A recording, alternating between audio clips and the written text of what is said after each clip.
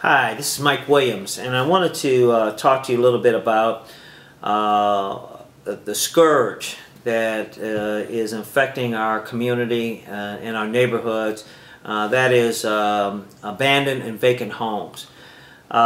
This past weekend, I was out going door to door on a very nice street, well-maintained street, but ran into properties that had been abandoned, were vacant, and were overgrown, and had been posted by the city. Well, the neighbors had called the city, but there has been a lack of response to those abandoned properties and the overgrowth that had taken place at those properties.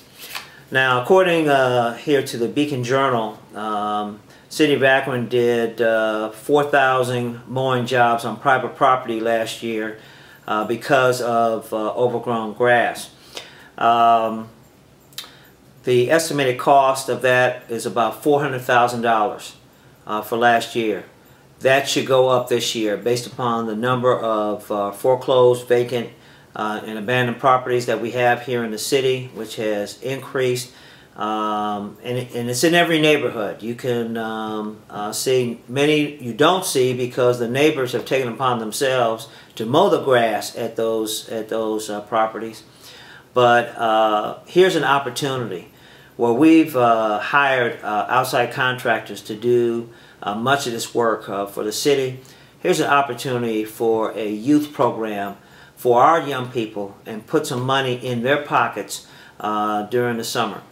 Many of us benefited in the past from youth programs that were out there, CETA, other programs. And there was a time here in our community where young people, particularly those coming back from college or kids finishing up school, where they could get a summer job and be able to save up money for school the next year, or buying their school clothes, or doing the things that young people do and need to do each year. Many young people assisted with their family's income and working these jobs and helping support their families.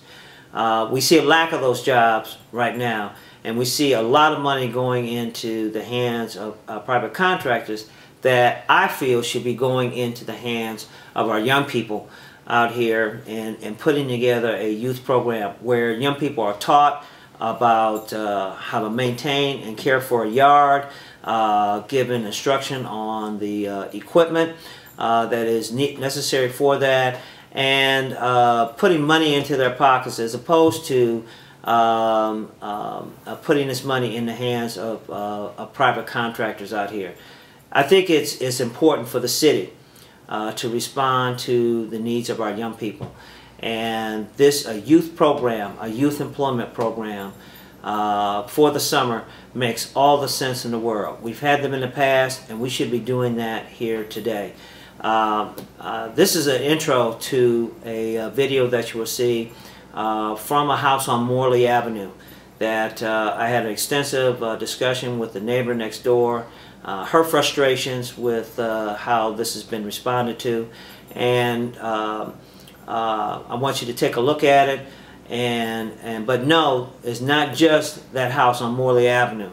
There's thousands of these homes around the county and throughout Akron that are adversely affecting our neighborhoods, lowering the property values, and here we should be able to address this concern and also address the economic concerns of our young people. This is Cheryl Thomas. She's a resident on Morley Avenue. I was out today going door to door, and I came up to her. She was diligently working on her pots in the garage, and expressed her frustration with the house next door and the lack of response from the City of Akron relative to the weeds and grass and the overgrowth that has taken place there. And I just want her to kind of express what her frustrations that she expressed to me earlier today. Yes, I've been approaching this problem for several years since Mr. Tyler passed. His children evidently do not want to have anything to do with the property, so they just sort of let it go.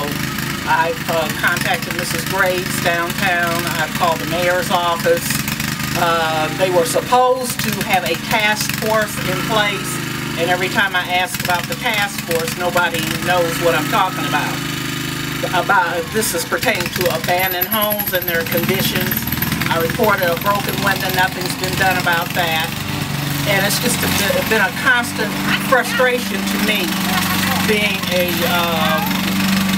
woman in a home trying to keep it, you know, together. And then the city is letting abandoned home be in this condition in our neighborhood, which I'm a very outspoken person, and if I don't like something, I'm going to contact. And I was glad that Mr. Williams came by today, because I was in there upset in the garage when I was fixing my pots. I said, I hope I can talk to him and tell him how I feel so that maybe he can get something in place so that, you know, our neighborhood won't go down just because the homes are abandoned. There should be someone diligently enough to cut the grass every 2 weeks or every week until such time somebody takes over the property. So I hope this will help make the other neighbors feel better. You can see around us how everyone else keeps their home. Very nice. And I have spent a lot of money spraying weeds next door, which I don't have because I'm here alone by myself on a set income. But hopefully there can be some solution to the problem, and this property won't look like it's looking from now on. Thank you, Mr. Williams, for seeing about it for me today. Thank you for articulating your issue today, because I could tell you were upset when I came up and approached you today. And no, I thank you for telling me about what was going on.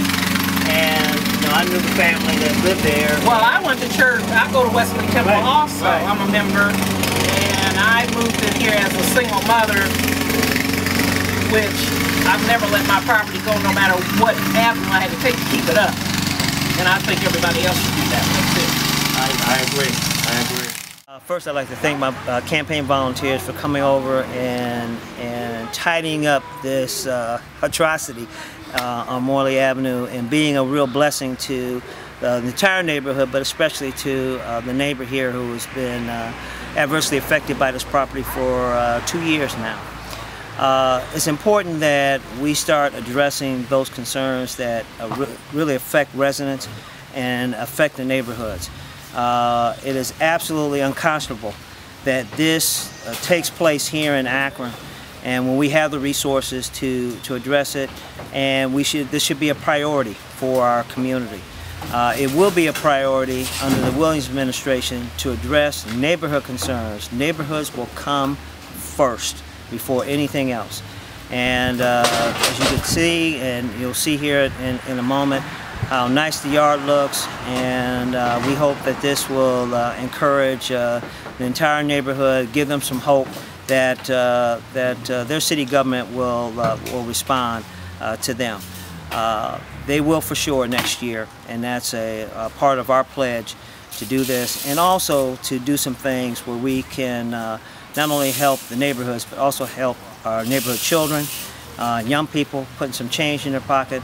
So we're going to pursue that neighborhood improvement program, using youth to come out and cut the grass and do the things here and be a blessing both to the neighborhoods and the families that live here, as well as to their own families, with being able to bring a little income into their homes. And that's where our priority should be, our neighborhoods, our young people, and we will see to that next year. All right, make sure I get it on the first pull.